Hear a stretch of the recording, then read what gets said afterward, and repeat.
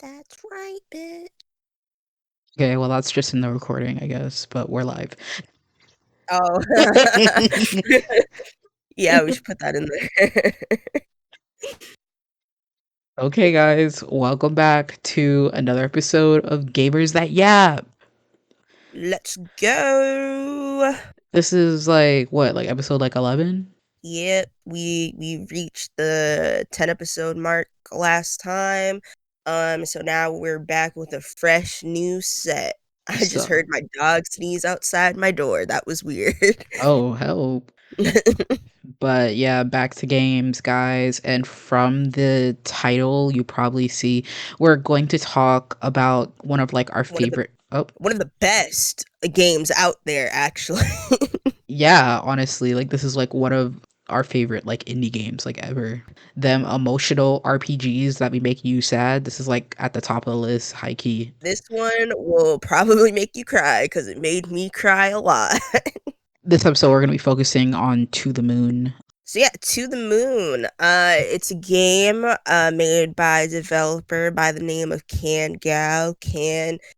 You're probably not listening to this, but I love you, man.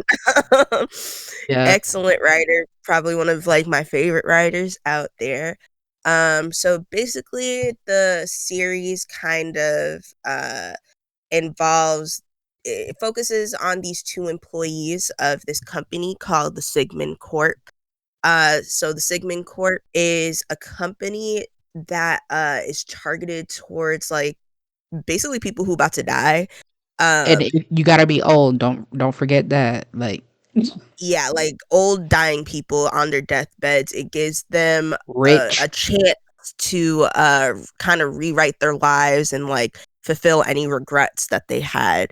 Um, so basically, it's kind of like based off of this technology with this machine that kind of overwrites their memories. And that way it can give them kind of a whole new life. So they kind of die with no regrets. Yeah. Because yeah, basically they don't they decide what they want to do. Like if you sign up for it and you're like, I want to be famous, they could do that for you. Or you could Yeah. just be like, yeah, like for my life, I want to marry Beyonce. They will make a whole new life for you where you have married Beyonce. Exactly. Or you're sitting here and you're just like, hey, I want my life to be exactly the same, but like I have like a laser arm. They'll do that too. Like it nothing's off the table, honestly. So, Yeah, but it's a series that's been around for quite a while. I believe the first installment of the game came out, I want to say like 2011, somewhere around there.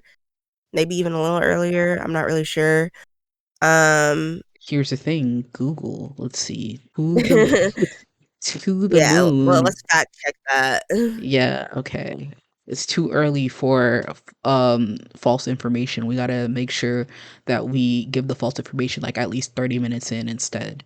Uh it came out in 2011. So, Okay, so I was right. I was correct. yes. Yeah. So it's been around for a long time, and again, like it's an indie game, so it's mostly Can who works on kind of like lots of the aspects of it. He has like a pretty small team too, though, that I'm sure helps him out. Sorry, I don't really know their names. The only other person who I know that helps him out is like Laura Shigara, who helps with some of the music, which is beautiful. The music is one of the highlights of the games, actually. Like it's so good. And also, like, if you want to look more into it, they actually do have a website where they name every single team member and they say what their roles are on the website and also their social media handles, blah blah. But they are called Freebird games. Yes. But yeah, so how did you kind of like stumble upon the game, Brittany? Like, what was your kind of introduction into it? It was around the time that like I was still kind of like just running into like a whole bunch of RPG Maker games, of course, like stuff from like our previous episodes where we talked about like RPG Maker horror games. But then I specifically remember I was watching a YouTube channel where I watched a lot of like games like Rune Factory and stuff like that. And then the person who was running that YouTube channel was also playing like To the Moon. So then that's also how I started watching it because I'm like, oh, he's playing it. I'm watching this. This game's really cool. So stuff like that. Yeah, pretty similarly for me. I watched this one YouTuber play it who's problematic now, so I'm not even gonna say his name. Um, Um, but I always kind of like to watch his playthroughs. And so I got introduced from there, and I really fell in love with the game. Like I was kind of very intrigued by the concept of Sigmund and what they did. Um, and it was to the first installment of the game is called To the Moon, and it that was the only one out for like quite a while.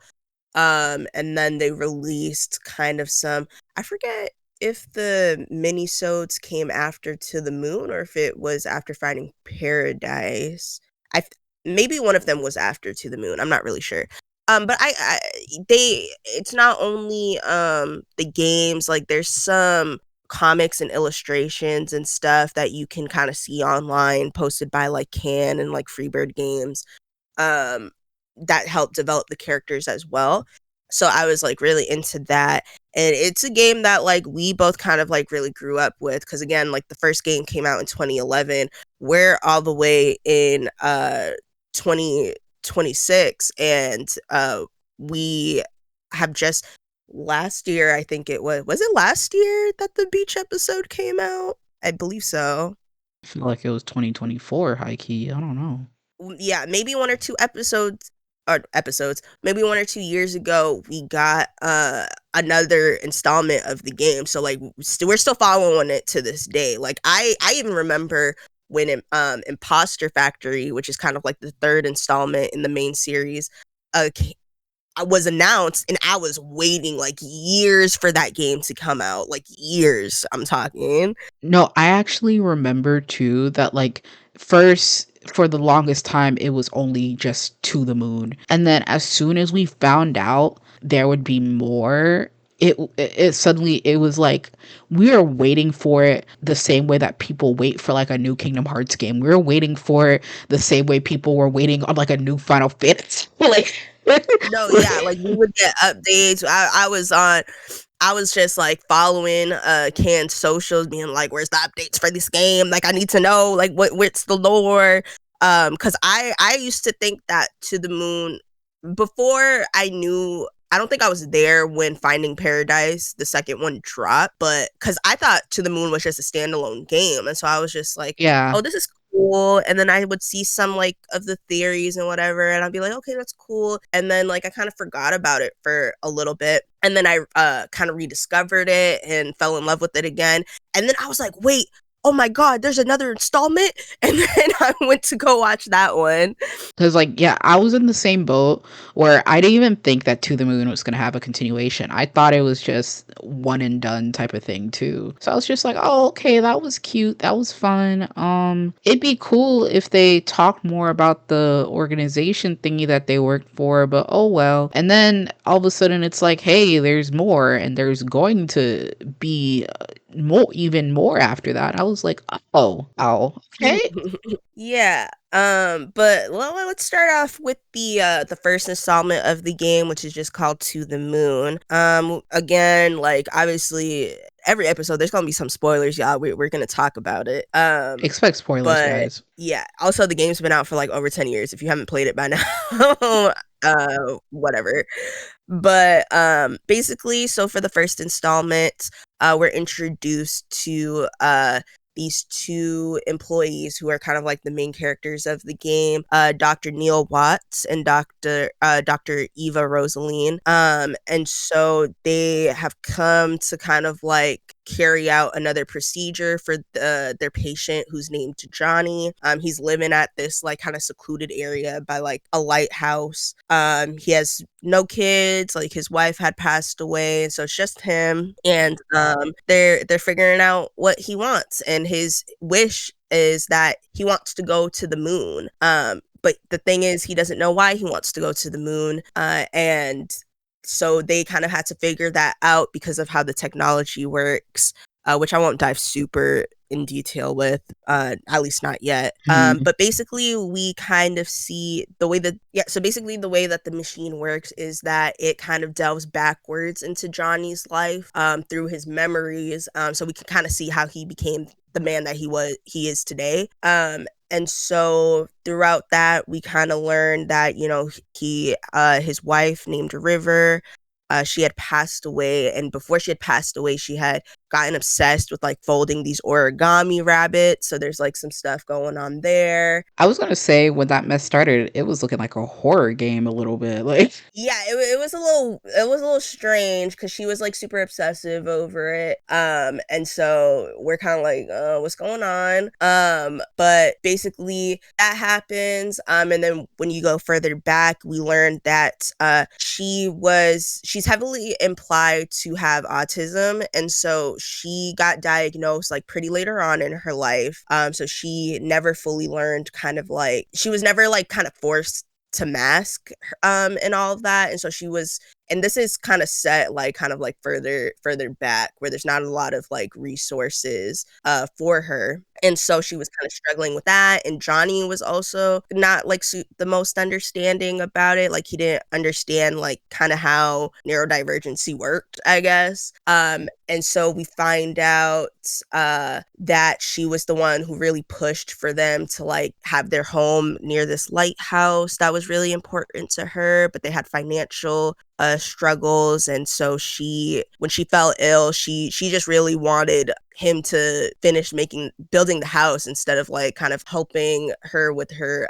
illness. And so we even find out that he knew this girl, like they started dating like back in middle school. And the weird thing is that he was kind of attracted to her because of her neurodivergency and that sort of thing, yet he wasn't super understanding about it. yeah, um it's, and so it's a really interesting concept. I guess like it was just like very strange. Like there's a lot of moments where it's like you want to feel bad for Johnny because you're looking at things from his point of view. Like this is his memories and this is how he remembered things. But also it's like, dude, you're kind of a dick.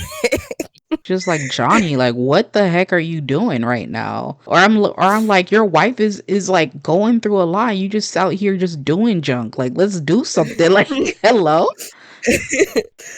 But eventually we learn that he actually met River, his wife, when they were children. The reason why he doesn't remember is because he took some drug when he was a kid to kind of like suppress a really traumatic moment for him, which was losing his twin brother due to a car accident. And so he like forgot a lot about his childhood and like how he met River, which was like extremely important to her. And she didn't really have like the resources to express that to him. And so she was trying to remind him of their memories through like those origami rabbits and like through other things, once she found out that he didn't remember all of it. And so the two scientists kind of like Neil and Eva, they kind of figured this out. And so they are trying their best to like fulfill his wish, but to go to the moon, but also like try to make him happy. And they have to do it in a way where like that makes sense. Like they can't make like fragmented memories for him. It has to be like a whole new life. And so they run into some conflicts with that as well. I don't really know how to explain it in a less convoluted way, but you guys will find out a little bit more as we kind of talk about moments in the game. Yeah. I mean, I'm pretty sure some of you guys might be listening and be like, "Child, what the heck is going on?" Like, it's okay, guys. We're this was like the really fast way. We're gonna also kind of break it down, talk about moment to moment too. Trust me. If even if you haven't played it, you'll get it. We promise. Yeah, like it's a complicated concept as it is. Like even when you're like watching or you're playing or you're watching the game loop, you're kind of like there's a lot of context that's not there at first, and so you're just like okay, I guess like that's Yeah. fine. Mhm. But yeah, like it'll make sense. Like if anything, I feel like I kind of want to start a little bit from the beginning as well, like initial reactions to that first part and things like that. Hmm. Like when the funny thing is like we did mention in a few episodes back that we actually were replaying To the Moon and stuff like that specifically just to talk about it or just like games in the series. When we first started and things like that, one of the interesting things is like I didn't as a kid, I didn't have any ill feelings towards John at all. But this time I was really mad at Yeah, me too, dude. yeah. Me too. It like really framed things for me now. Yeah, like as an adult and like starting it, I was really mad at John because like yes, like he had a lot of things that happened to him and a lot of things that were going on. And you know what? I will say I do feel bad for John and I can't refute that.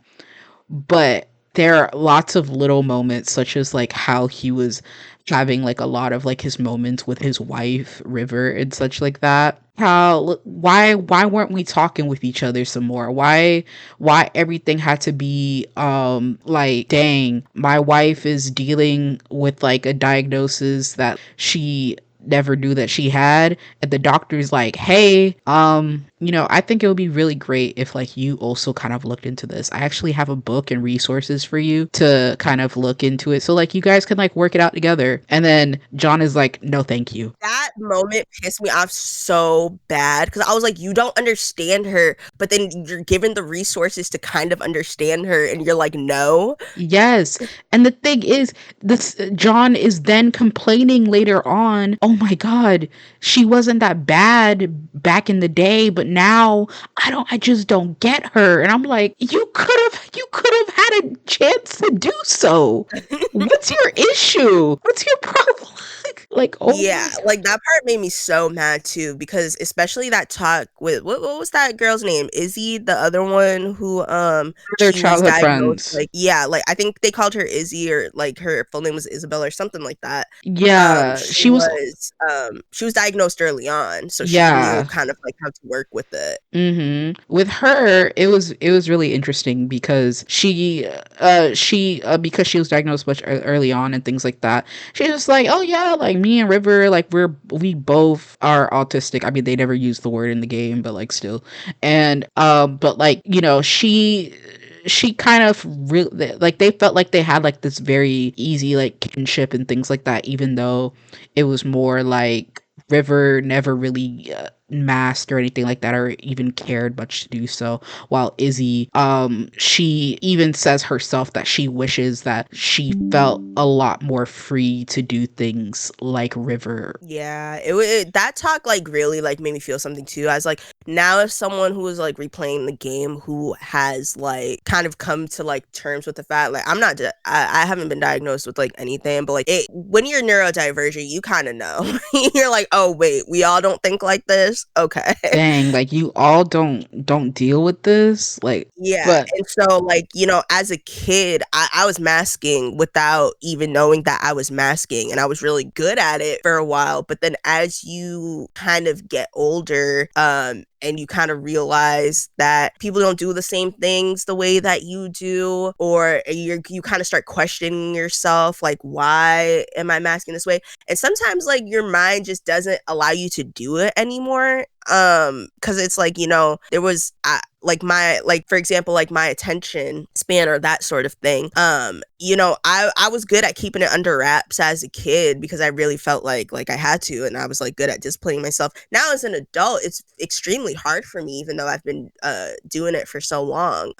But anyways, when Izzy was having that conversation with the whole group about how for every person it's different, like it's not like what works for me is not going to work for River, or like River never grew up knowing her diagnosis, and so she didn't care to kind of like fit in with other people. She just knew what she knew, and that sort of thing. It was just a really interesting conversation, and I kind of like the writing there was like really good for me. Like I kind of just like, oh, like yeah, this is she like it was explained pretty well in my opinion. yeah, or like even like when the other like childhood friend boyfriend dude, I forgot his name. What that guy where Nicholas, the blonde yeah, one. yeah, we were confused why he was always there. Like he really was a day one. But like anyway, but anyway, I remember he asked something along the lines of like, "Oh, like why are you so normal or something like that?" Like Yeah, it he was was like, something. "Why are you so normal?" And I was like, I'm like, really, guys, like. But no, it's like, child, certain things work for her, and also she's doing different stuff from River. That's all there is to it. Like, And it was just really heartbreaking because it was just like, River, her main thing was like she had trouble like with the social aspect. Like she didn't know how to like communicate her feelings or communicate. And so John, as like her spouse, should have been the one to like find that way to communicate with her and find that way to like, try to get her to open up a little bit more, especially like he was just expecting her to do it, and it's like, dude, that's not how it works. Like you yeah, already knew what you were getting into. Like, John is such an interesting character to me too, even though he really did make me mad, is because like he does feel very realistic. I can realistically see someone having this sort of attitude of like, oh, it's okay. I don't need to look into it any more than that. My wife's got it. And then, it's just like all of a sudden 30 years later, it's like, dang, why is it so hard to deal with you? Like what the heck? Like, mhm. it feels like there is someone who will realistically do that. He comes off as extremely realist. Like that was like a very good like he is a character. Like that was I could definitely see people who are like that too, because again, like he was attracted to her because she's different. She didn't really care that people thought that she was weird, quote unquote, and like he admired that about her. And it's really, I always kind of like that kind of dynamic in a relationship, like in media too, where it's like, the one trait that you admire is also the one trait that's also can trouble you later on in the relationship, because it's like, you, especially when you're like John and you don't choose to like fully understand it. I thought that was really interesting. Because also, the thing is, I remember how alarmed like we both were when John first met River, and it's like, whoa, she's so different. Like, wow, she just doesn't care about anything, and she's just doing like whatever. And then all of a sudden, like Nicholas is like, bro, like, are you sure? Like, like like this he's like that kind of feels like a weird thing to latch on to. Like you don't like her for like other stuff yet. Hmm. It's weird that this was the first thing you latched onto. Like, oh dang, she's so different. It'll make my life feel. He actually had like this very weird thing where it almost felt like he very much wanted to be here because he felt like with her being so different, it would enrich his life in like a weird type of way. Yeah, and I mean, again, I mean that like, here's the thing. After they got together, I don't ever doubt that John was in love with that girl. Like he loved her. Like you know how much like he cared about her. Yeah. Especially like as a player, like kind of like looking into his memories. Like he loved River. But when a relationship starts off shallow like that, like it's kind of destined to fail, and that's kind of what happened. Not necessarily fail, but it did end kind of tragically. Like, Yeah. like River died, knowing that he didn't remember their meeting and like why exactly he was attracted to her. Because like maybe he was attracted to her for like being different in like middle school, but it could also have, part of it could have been, this is a speculation too, but like, I mean, like, it's just a theory. But like he took those drugs to like suppress his memory, and so there was something subconscious there too, I think. Mhm. So, like on top of that, it felt very sad to me as well because the interesting thing about this story is like the only side we ever get to see is John. We don't see Rivers and thoughts. We don't read. She doesn't have no secret letter somewhere talking about her feelings. We only see what John saw. And I found it so fascinating because the way that you can interpret River in so many different ways, you know? It was something about the way how she kind of died without, like you just said, of like how John didn't actually remember the real meeting that the two of them had, and then at the same time she died while he was still confused and didn't know what to make up of her and things like that.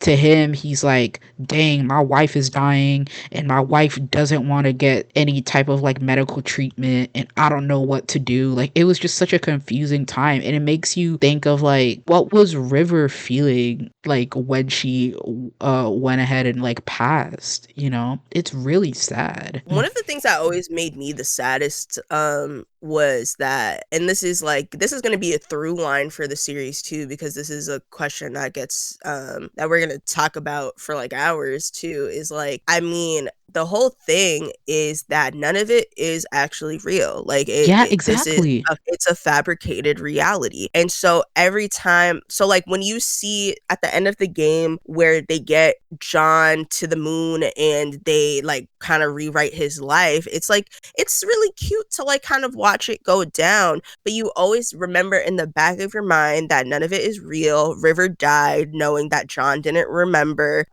their meeting when they were just kids, and at the end of the day, like all those sad memories still exist, like they're real.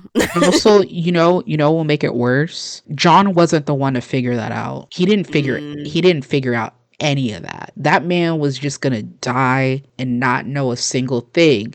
But it's Eva and Neil who are out here and they figured it out to go ahead and implant those false memories of him being like, dang, figured it out. Like like he didn't even, he still, before he even got on his death, but he still didn't know why he wanted to go to the moon. Like he just knew subconsciously that was like his desire. And so it's just sad, man. It's very like bittersweet.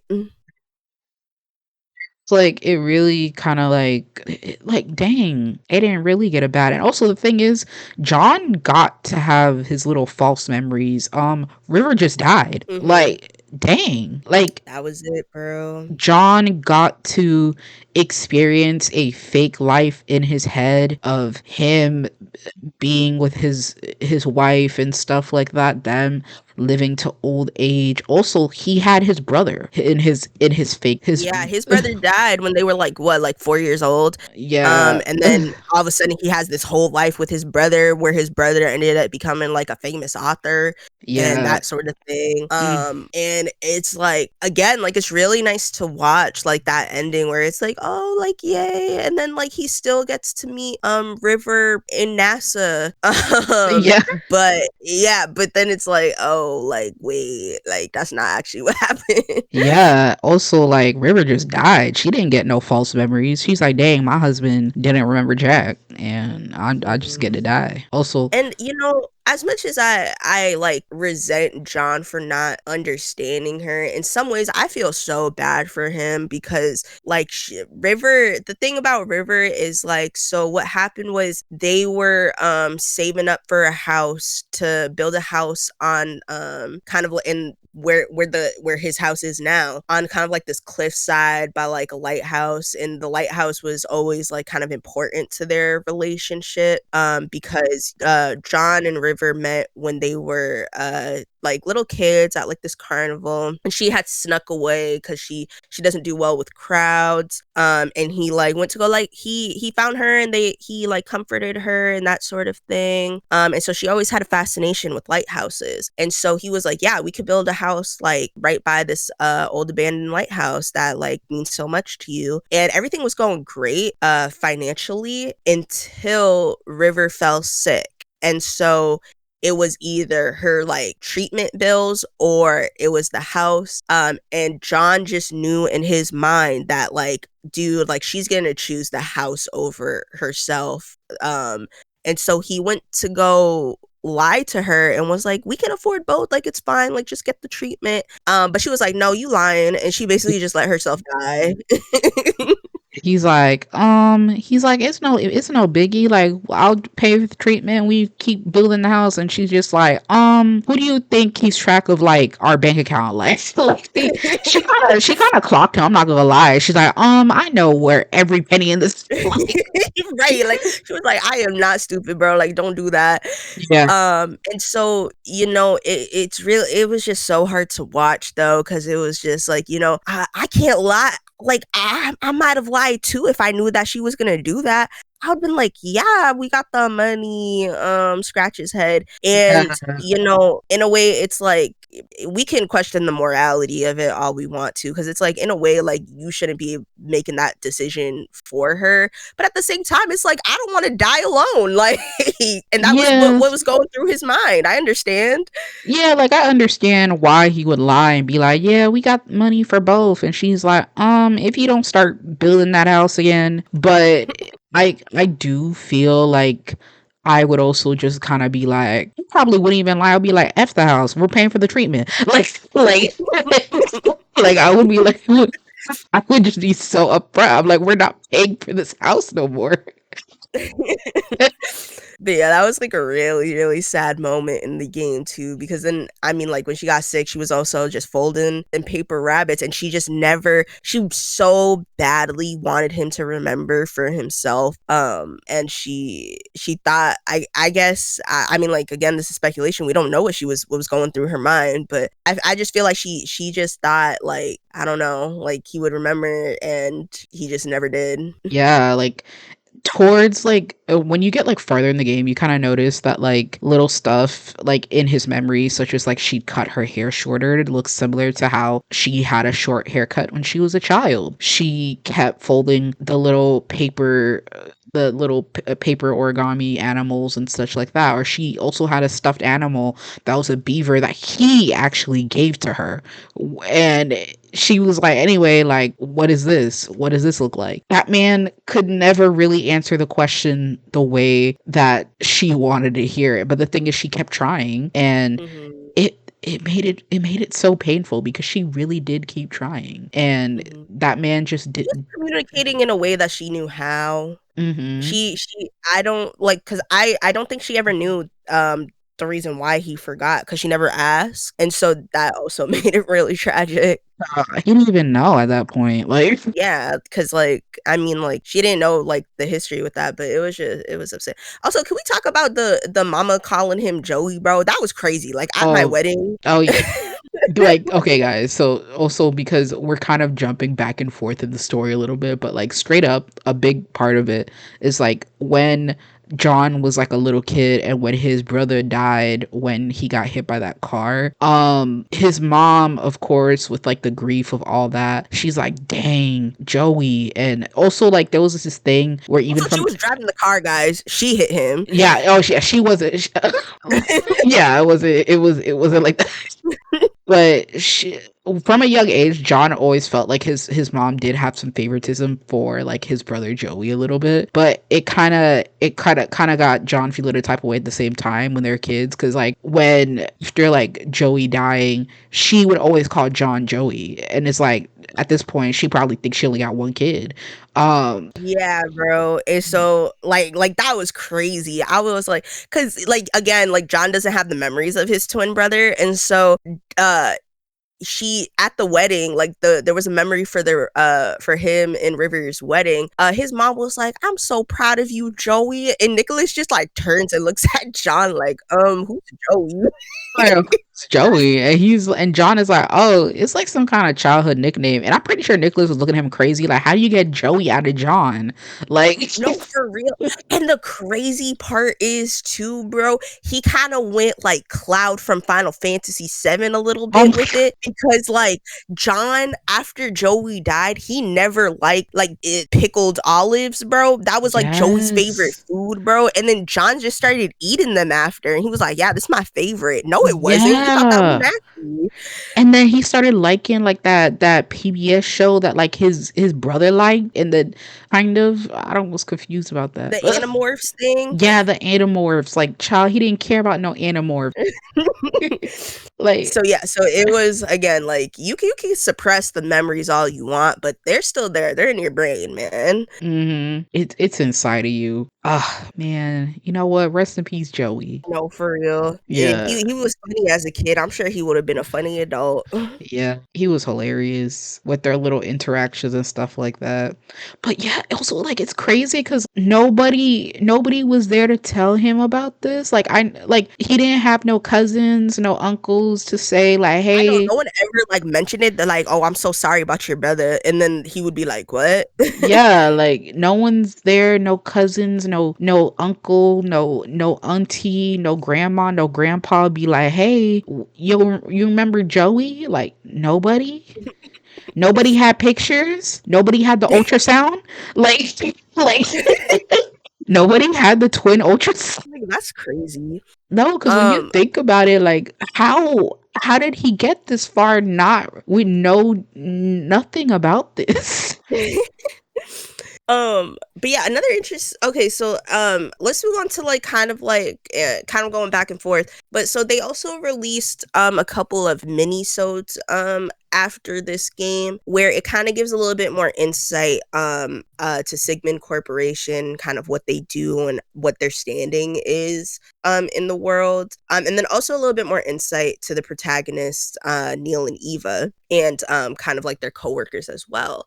So the first one kind of deals with it takes place after To the Moon, and it deals with kind of like the conflicting view people have of Sigmund Corp. Like there's like people will like stand outside Sigmund Corp like Planned Parenthood, bro, and they'll start Yeah. protesting sort of thing. And Mm-hmm. it's a pretty like it happens often. And so it kind of follows Eva a little bit more, where she feels like extremely conflicted about her job because she's like, are what like is what we doing it, like is this right? Like, like the patient signs up for it, but like should this technology kind of even exist? Yeah. And like are those people out there who are protesting right about it? And it's like it brings up that interesting question. It's like, like none of this is real. But does it matter that it's real? Like when they're in their last moments like that, like they just want to die happy. So it's kind of like it's kind of weird. It kind of like makes you think a little bit. And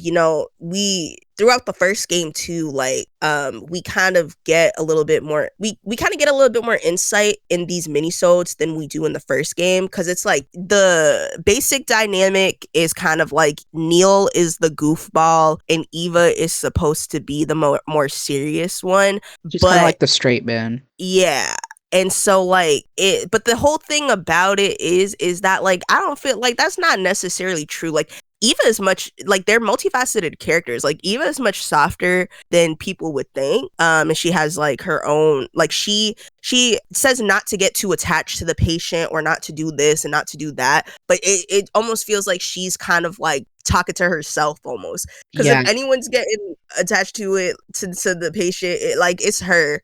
Whereas Neil is he's a technician, and so he knows more about the technology, and he's a goofball, but he can actually be pretty cold at times, where he's just like, bro, like not to say like he's like a psychopath and he doesn't have any feelings and doesn't care about the patient at all, but I feel more often than not he's the one who kind of like just like is like more straight to the point, I guess. Yeah, like sometimes you'll have Eva be like, dang, that's actually kind of messed up or whatever. And he's just like, so I don't care. Like, he's like, anyway, like, let's do this mess, let's get paid. And then at the same time, you have Eva, who is this person who, before she clocks in, she says, let's do this mess, get paid. And now she's the one who's like, but listen, like, like, Yeah, like it's, she really cares. Like she cares a lot, and like she's more like she might not show, I don't want to say she doesn't show emotion. Like she's more straight laced, but also like she just I feel like she's an empath. Like yeah. she is. I feel like the final in like To the Moon it's a very great example about how they work as characters and stuff, where they're just like, well, we know what his wish is now. We know why he wants to be on the moon. And we're like, we got to figure this out now. And then Eva's just like, well, I know what to do. And you straight up have Neil like, okay, and what is that? And then she's like, we're going to go ahead and delete River. Like, and then Neil is like, "Oh my god, like what? Like no, like isn't like the whole point he gotta be happy if we like delete like his wife? Like that man gonna be depressed." And then she's just like, "Oh, it's all right, I got it." And then straight up, she's like blocking this man doing all this crazy stuff. While this man is basically running against the clock to try to stop Eva because he's like, "Don't delete that man's wife." Like, but no, Eva is empath final boss. She did all this because she wanted him to still be with his wife as well. She basically just kind of plopped River into the story at a later. Yeah, and so like people, I think like it was kind of done on a way and like on purpose. I think where it's just kind of like, wow, Eva, like that's cold, but she's like, no, like I was actually doing something nice. Yeah, like she was literally hoping and praying for River to show up basically.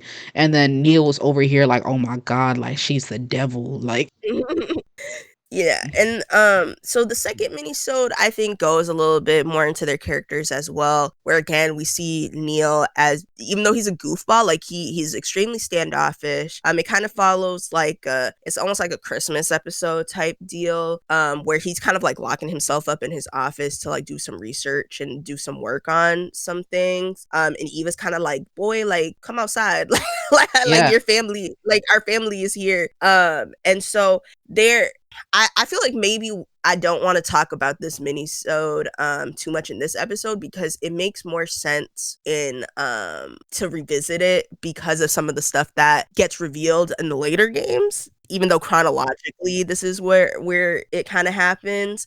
So we'll put a pin in that one.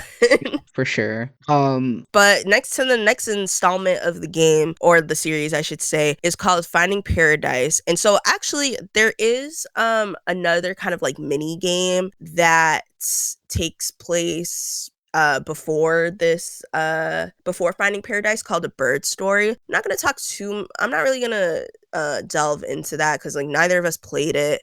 But basically, I forgot if it was like confirmed, but it has to be confirmed that the little boy in that game is actually the next patient in Yeah. is actually the patient in Finding Paradise. Like that was kind of like a glimpse into like a part of his childhood that we don't actually see Mhm. in Finding Paradise. But yeah, so not really gonna go into it much because I don't even remember exactly what happened. Just know that there's a bird and he cared for it basically, and then once its injuries healed, he let it go. I think that's the only thing to really say about it, you know? Yeah, basically. Mm. But so for Finding Paradise, again, we're following Eva and Neil as they go to tend to yet another patient. And Neil's being a little shady about this. More to come on that later. They go to like kind of like it's like a nursing home type place, kind of. Not More like retirement, I guess. it's like them apartments for where they mainly only take like old people, like seniors and stuff, and it's like, "Hey guys, it's all y'all can be over here and, you know, you get to hang out with other old people." But it didn't really have like doctors and stuff actually working there, Yeah, like they right? were all just kind of old over there and living Yeah. there. Yeah, it was just one of them like senior communities basically. Yeah, and so they go to visit there for their next patient, and this time it's a little different. So the patient's name is Colin. He actually has a family. So Johnny Yeah. never had any kids. And so he ended up just like he had a caretaker who had a couple of kids, and so he ended up like in his will just like gave her everything. Mhm. But it's also interesting to kind of see with Colin, kind of like you're kind of dealing with his family too, because it's like they can't, because HIPAA, like they can't tell the family exactly what his wish is or what's going on. And so there's a little bit of resentment from the wife from that, kind of understandably so. And so they kind of delve into it with this guy who he is a retired pilot. And so he was a retired pilot. He has a family and all that. He has a son. And so his wish basically is just to be happy. Like it's super, super vague. And so like Neil and Eva are like, what the heck does that mean? Yeah, they're like, Um, Child, like, do we just give you a smile 24/7 and call it a day? Like, what is it? What do we do here?" and so it's just like, so they don't really understand kind of like what he means by that. So they're like, I guess let's just kind of like delve into it and kind of just look at his life and then we'll figure it out from there. And so the thing is that the machine is acting a little weird, because usually when they do the whole thing, like they go like backwards, like in chronological order. This time it kind of does like this elliptical thing where it's like we start off with old man Colin, suddenly we're all the way in childhood Colin, and then it jumps back to old man Colin, and like sort of that type of loop. So they're kind of like, what the heck is going on? And Eva's like, Neil, what's going on with the machine? And Neil is like sweating and he's like, nothing. I totally didn't tamper with it. He's like, "I don't know." He's like, "We really gotta like talk to like the maintenance people. Wow, those people just don't know how to do their jobs. Like, child, you guys are out here contacting HR for the wrong thing." Like, No, for real.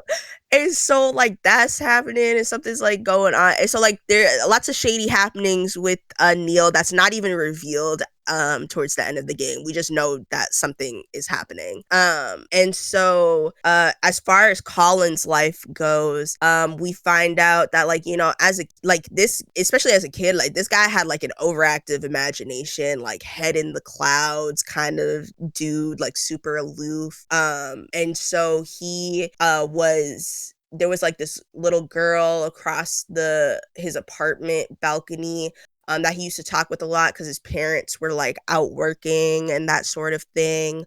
he was always alone. Yeah, and so like he really just had to entertain himself because also like he was like an only child. And then you know eventually like he met his wife. They had a kid together and that sort of thing. Like he honestly he generally like lived a, I think, like a pretty happy, like good life. Like it looked fulfilling to me. Yeah, Um because one, like, he's a pretty popular dude. Everyone likes him. You know, nice house, beautiful family. They had some money too, y'all. Like, come on, like, Yeah, like they were like living the high life. And so, you know, there's speculation with his childhood friend named Faye. Neil was like, "Bro, like, you know what, bro? He probably just wanted to be with her the whole time." that, like, literally, like, as we were going through this mess, so the thing is, I don't think I ever finished like watching the game as a kid because I didn't have the game when I was a kid. So it was basically like me just going through it blind as we were like replaying it. I was over here like, this man probably cheated on his wife. I'm like, oh my god, like he's a cheater, ain't he? I'm like, but then it started getting confusing because I'm like, he's not a cheater because I could tell that he loved his wife, but then again, he could love two women, so I was good. But then, you know, things weren't adding up anymore because there were things that he was doing with Faye that he also does with his wife in present day. So I was very confused by this. What was that really stupid theory that I had? I kept saying to you. You Uh, were like, when we were playing this, and it was so funny because again, like Brittany said, like she didn't really remember what happened, but like I totally remembered what happened. So I'm just like laughing at her. And she kept saying, she was like, okay, my new theory is that for some reason Faye had to go into witness protection program and change her identity. So Faye is actually Sophia, who is his wife.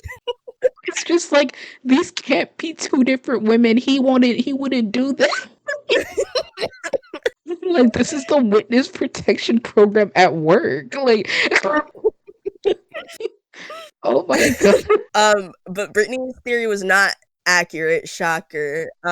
So what actually happens is that they find out that Faye was an imaginary friend and that Colin had made up. Like his so here's the thing. The machine works off of memories.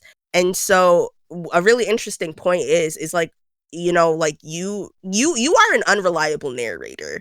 Like when you remember something, you're remembering the last time you remembered it. And like you never remember the actual memory. And so it gets distorted in a way. Like you can even see it in the game, like before that reveal happens, that like, especially like in his childhood memories, like there was like, and like this happens in To the Moon too, where like there'll be like NPCs that like John doesn't care about, so like they don't have a face or like he doesn't remember what they look like. Certain spaces, like his house, like he has a really vivid memory of his house because he lives there. But then there's like other places like a restaurant, like it's not as the environment isn't as detailed because he doesn't remember everything. That place with the horses and stuff where like he wouldn't remember the name of the instructor, he doesn't remember the face of the instructor or anything like that. So you would see like this black body just riding on a horse or something like that, but you just, with no features. Like, Yeah. And so it that reminds you that it's running off of memory. With Colin, the same sort of thing happens, but there's also like because his imagination is so vivid, especially as a kid, things will happen where it's like, there's a tree growing in the middle of the school, or like he remembers when he got hired at like this pilot school. He remembers it as like a scene from The Godfather. Like it's like yeah. ridiculous stuff like that because he's always he just has a really creative mind. Yeah, because like in his head, he's like, oh, the people who owned like that little private flying school, they looked really intimidating, and suddenly he sees it as him joining the mafia. Like, hello, like, Yeah, it's so it was just like that sort of thing. So like when we see Faye, like that was just him entertaining himself basically, and he never actually was talking to someone across the way. He actually had a journal that he kept where he was like writing stuff down. So all those moments we see with Faye is like him kind of hanging out by himself, like basically writing things down in his diary. or like there was like this very sweet moment of like Faye basically kind of telling him like, I just go down there and try to go to that flying school and things like that. You're gonna do awesome. But that was just him hyping himself up. Yeah, and so it was actually like really really like smartly done too, because then also you notice that when Faye doesn't interact with anyone else there, and there was like a moment too where he was on the side of the road talking to Faye, probably just like talking out loud to himself, and then someone passed by and he stops talking because he doesn't want to look crazy in front of them. Exactly. Like I thought that was very, very interesting and stuff. It definitely caught me off guard. I would have never thought that she was an imaginary friend. But also, guys, here's the thing that we haven't noticed. The thing is, with her being an imaginary friend, that game nearly turned into a whole horror game, y'all. I'm dead Oh my serious. god, bro! When that part happened, because I didn't even remember how scary it was at first. Because I was like, "What is happening, Here's the bro?" thing. In the beginning and stuff, Faye just looks like a regular specular person in the game, right? So we're just like, okay, this is like this girl that he was friends with as a kid. But then you start seeing like shadows in the background or something like that, or weird stuff happens where they would go to like the next memory. And it's like, oh my god, something pushed me. Like, because the imaginary friend went AWOL inside of the machine. Like that mess was like, hey, why are you guys in here with me? Yeah, and it was just like, bro, it was like doing its own thing. And the towards the reveal, so before you get into the middle, so like the very middle memory, that like the elliptical is kind of going around in like an orbit, is when Colin finally decides to let Faye go and decides to like, he's like, I gotta stop putting my head in the clouds. Like I need to like live life and experience life, basically. So before that memory is revealed, Eva and Neil, they're looking around and they're like, dude, how do we jump to the next memory? Like I can't find anything. And eventually Neil like has he leaves real quick. I forget exactly why he left for a second. He And so forgot his Eva, pills in the car. oh, right. And so so Eva's left alone for a while. When you come back as Neil, and he's like, yo, where's Eva? Like, you can't find Eva anywhere. You start walking around looking for stuff, bro. You see Faye, she's supposed to be frozen, bro. She's like looking at you, like her eyes Yes. follow you. And then when you turn around, she like pretends she's not doing nothing. Yeah, like it was crazy because like if you walked away from her, her eyes follows where the player is walking, and I think that's so scary. But if you turn him back in her direction, it's back to just not looking at you anymore. And I thought that was crazy. Oh my god. Yeah, it was wild though, because so basically she was just trying to get them to leave because she was just like, you don't even know what he wants, like, bro, like he's perfectly content the way he is, like, leave him alone, like, y'all don't know him like I know him. And like, again, like, this is an imaginary friend, bro. Like, this is basically like his subconscious talking to them if you really think about it. So it's like, at the end of the day, Colin doesn't know what he really wanted because, again, like, his wish was just to be happy. And so it was just like, it's really interesting to think of Faye as kind of it's like a part of him, like, it's she's not super her own person, like he made her. You could almost see Faye as like basically a way of calling it, be like, this was a stupid idea. Why did I do this mess? Like, you know? Yeah. Yeah. But yeah, so she tries like a million and one ways like to get them out of here, like she like tries to scare the hell out of them, like it turned into a horror game at one point. Yeah, like she's over um here floating in the air, things coming out of her, dark clouds, all this type of mess. And then we don't know where Eva is because she straight up got rid of her. It's like, oh my God, where's Eva? Like, oh my God, what you do to her? Like, yeah, and so, bro, like we were playing Street Fighters at one point, like trying to get her to stop, like yeah. like the gameplay can't always put some like ridiculous type of gameplay, which I appreciate. And so yeah, there was like just a bunch of mini games and stuff. And eventually they were able to slow her down by giving Colin sedatives because, again, it's his mind. So his mind is like super overactive. So they were trying to like not kill him, but like make his mind like calm down a little bit. Like, dang, like go deeper into sleep, please, sir. Also, the crazy part is like as you're doing this, every time you pause, you could see his heart monitor. Like, child, that man was about to die. Yeah, it was crazy. And so so like Neil and Eva are freaking out because they're like, bro, like he about to die soon, and we don't even know what he wants. Like, we don't even know what kind of life to give this man. Like, and so they're freaking out. And so Neil, he's suddenly like, oh wait, like what if we just let Faye do it and give her like free reign? And so Eva's like, child, like we have a contract. It's like, don't you remember our job? Like, our job is that we make him happy, not let the rogue imaginary friend AI make him happy. Like, Yeah. I mean, that's another thing too. Like, technically she's kind of an AI because this is like his memories on a machine. And so like yeah, so it is interesting to think of it that way, because also one of the things Neil says is he's like, Faye is what they do. And so it's kind of like interesting to think of it that way, because it's like, dude, like, I mean, like, I never died, so I don't know how it works, but like when he at never die.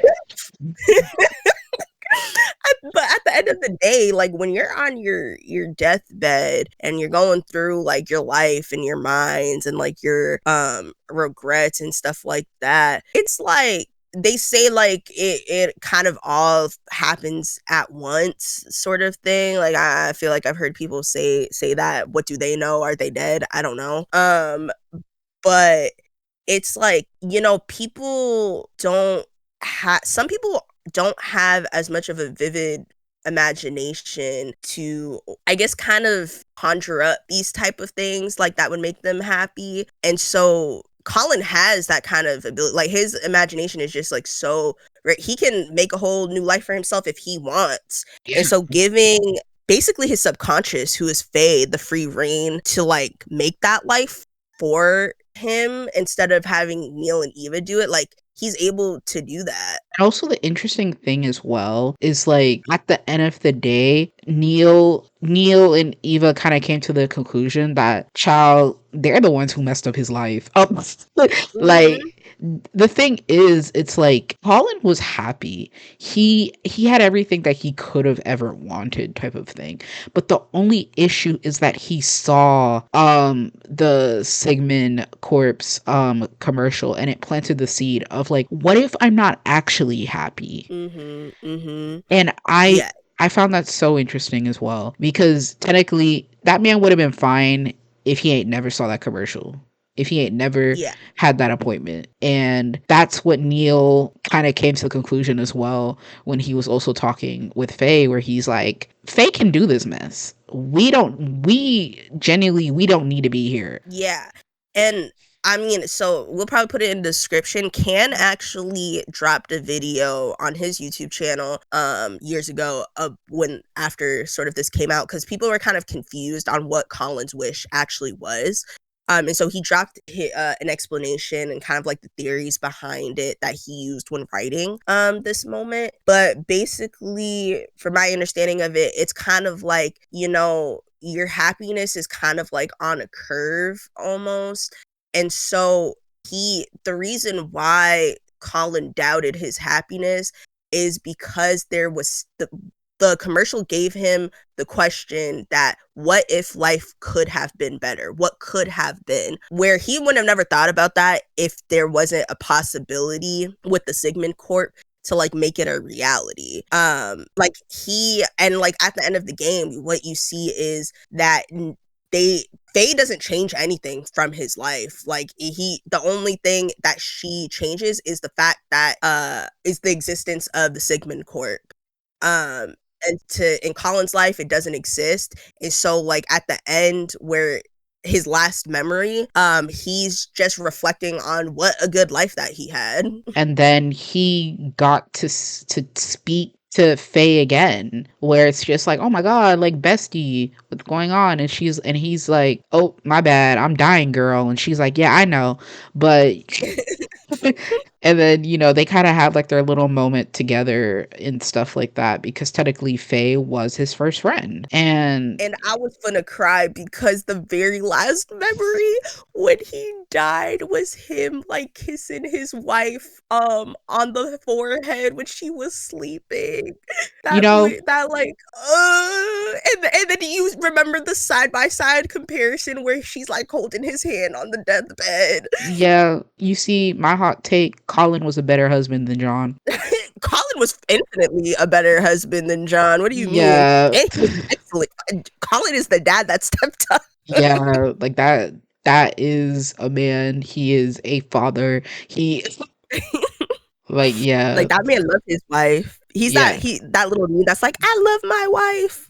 exactly. If we're gonna go ahead and do a husband tier list, it's Colin on top. Like Well, actually, I have to say, well, Brittany, you'll see it when we finally play Imposter Factory. There's another man who's actually that beats Colin out, in my opinion.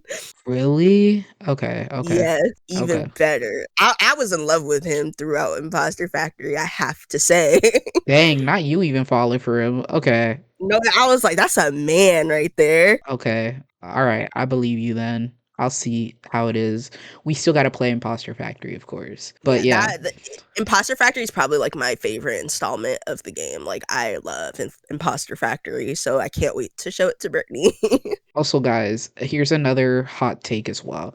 This pertains to the first To the Moon game, but since we're on the topic of best To the Moon husbands, my hot take is that Johnny couldn't live without River, but River definitely could have lived without him. Oh yeah, 100%. Like Yeah, River did not need that man. yeah, like honestly, That's who she wanted. yeah, that's who she wanted. But for sure, if let's say Johnny was in the picture, River would have been fine. River would have been fine. Could she not would say the same about Johnny though, that little emo boy. yeah, he would have blown up. So yeah. But yeah, as far as Finding Paradise goes, I Can explains it really well, kind of like his vision for the game. If you're interested, I think you should check out that video because it really sheds some light on like how he kind of came to make this story and like kind of what he based it off of. But it's also just like it's really interesting too because like I said, like in the last one, Into the Moon, John didn't have any like kids or like family members that was there with him. He just had his caretaker who still didn't even really know that much about him. But Just had in like this a one, I was gonna say like maybe they just had like a pretty nice like platonic relationship or things like that. Like she's like, okay, he's really nice. He helped me a lot when I was in a hard place, and you know that was about it. They still didn't really know a lot about each other.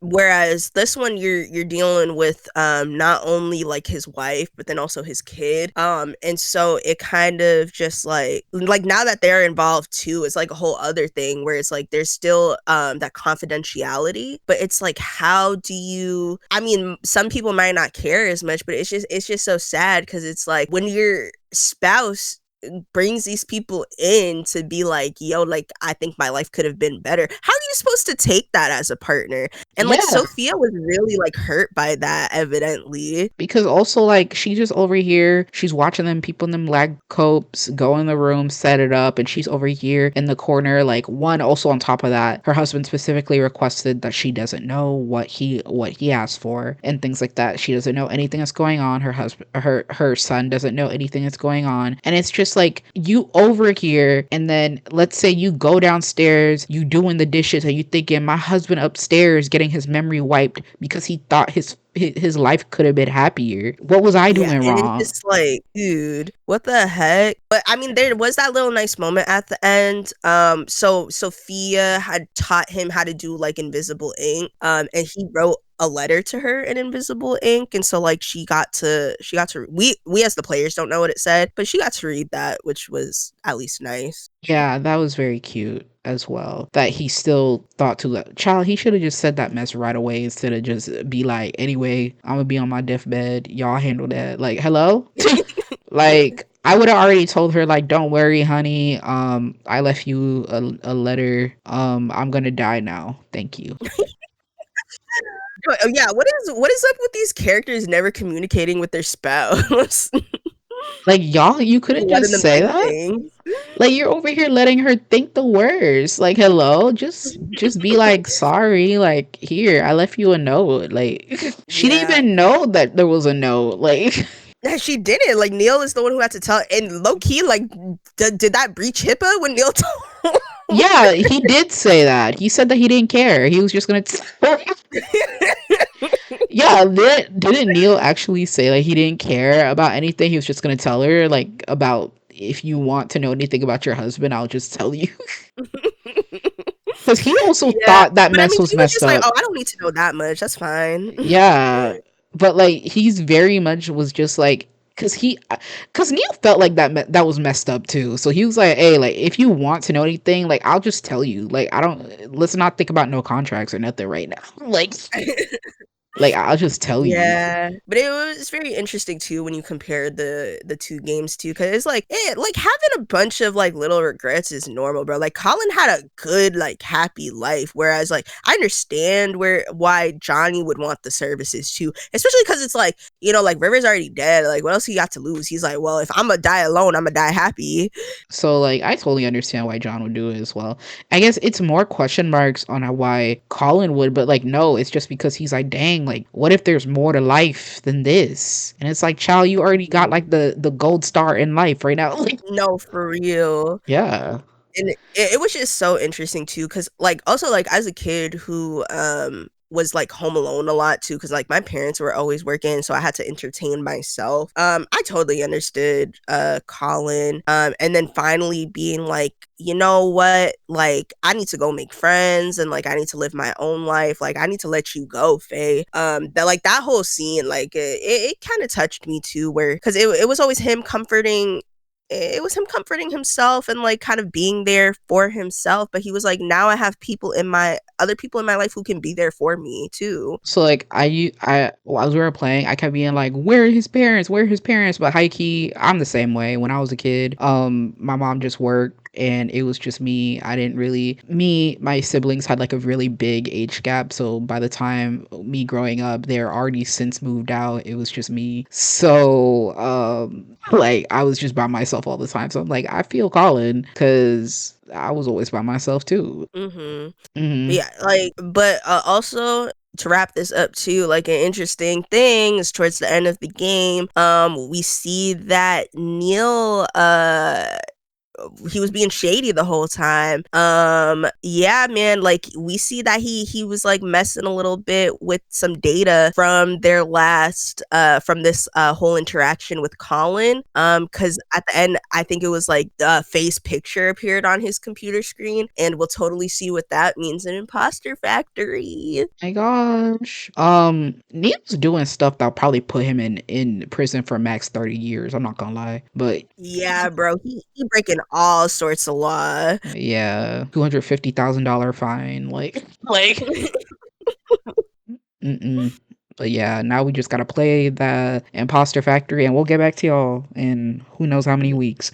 Well, we're gonna play Imposter Factory and the beach episode. The beach episode is kind of shorter too, so Mm, and the last installment of the game is coming out eventually. yeah. Have a set release year, doesn't it? I don't know. I don't think so. And there also might be a movie, y'all. Like this is crazy. Oh, like isn't it like it's definitely getting a movie though? Like I think so. yeah, Maybe. because if you guys want to know anything about like To the Moon stuff, just look up like Freebird Games, look up Kangal's like YouTube channel. He's got all the updates because I mean that's his game. So And I would say like all the explanations in here like do not do the game justice, guys. Like play the game, watch a playthrough or something. Like it's wild. Like it's some good writing. if anything, I'd say like from even how from you guys must feel, this is a very self-indulgent episode. Like we jumped around a lot. It's just us talking about a game that like a game series that we like, and that's just how it is. Like Yeah, like we're gonna be here for hours if I explain every little detail about the game and in a way that like actually makes sense. Unfortunately, so like you just kind of got to see it for yourself. But like if you're interested in the little moments that we talked about, like for sure, like pick it up. yeah, and also in the comments, guys, let's all talk about how Neil and Eva have definitely kissed behind the Let's talk about scenes. how they're married. Yeah, they're married. Like, were y'all at the wedding? They've definitely kissed. You see, here's my headcanon, guys. There's been a point where at one of their holiday parties, they have definitely made out with each other, and they both actually don't know if it was a dream or not. So that's what happened. That's crazy. Yeah, that definitely is what happened. And everybody saw it, by the way, but they just decided like we're just gonna wait for them to like officially be a thing. So we're gonna act like it never happened too. Well, Yeah. sorry, I just have a lot of knowledge on what happened, and I'm like, I mean, I spoiled it a little bit for Brittany because she asked, so you already Yeah. know. But yeah, Yeah. sure, This is okay. It's a headcanon that happened earlier in time. okay. Yeah. Like in between To the Moon 1 and in between Finding Paradise has happened. Oh my god, wait. I can't wait for Imposter Factory because that one scene. Anyways, guys, like we anyways, guys, like if you like that, we're gonna eventually talk about this is kind of a two-parter, but like the second part's not gonna be released immediately after. We still actually have to for me replay the games, and then also I'm gonna kind of show Brittany the games that she hasn't played.